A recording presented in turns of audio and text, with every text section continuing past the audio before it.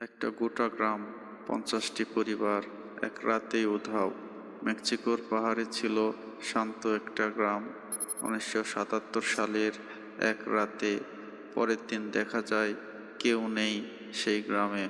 বাড়ির দরজা খোলা, চুলোয় রান্না চলতিছে, কিন্তু কোনো মানুষ নেই। পুলিশ এলো, হেলিকপ্টারও এলো, কিন্তু কোনো মানুষ দেখতে পায় না। বাড়িগুলো পরিপাটি, জিনিসপত্র সব ঠিকঠাক, শুধু মানুষ নেই। কেউ বলে অজ্ঞাত দুরন্ত বস্তু এসে মানুষদের নিয়ে গেছে, কেউ বলে শয়তান গ্রাম গ্রাস করেছে।